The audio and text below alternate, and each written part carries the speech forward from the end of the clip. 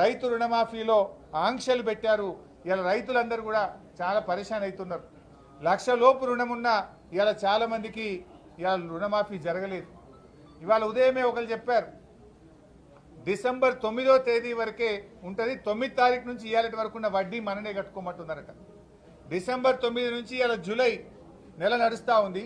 ఈ 8 నెలల కాలానికి వడ్డీ మీరే కట్టుకోండి, వడ్డీ కడితేనే రుణమాఫీ అయింది అంటున్నారు. ఈ రోజు వరకు ఉన్న 2 లక్షల రుణం మాఫీ చేస్తారా, డిసెంబర్ 9కి చేస్తారా? మోసం చేసింది మీరు. మొదటి సంతకం పెట్టమన్నారు, డిసెంబర్ 9 నాడే రుణమాఫీ చేస్తామని ఇవాళ వడ్డీలు కట్టుకోమని బ్యాంకులోళ్ళు రైతుల ముక్కుబిండి వసూలు చేస్తున్నారు. రేషన్ కార్డులో పేరు లేదని రుణమాఫీ ఆగింది.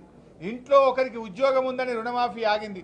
రుణమాఫీ విషయంలో రాష్ట్ర రైతుల్ని కాంగ్రెస్ పార్టీ మోసం చేసింది కనుక దీని మీద చర్చ జరగాలి, రైతులకు భరోసానివ్వాలి, ఈ చర్చకు ముందుకు రావాలని చెప్పి కూడా బీఆర్ఎస్ పార్టీ కోరడం జరిగింది.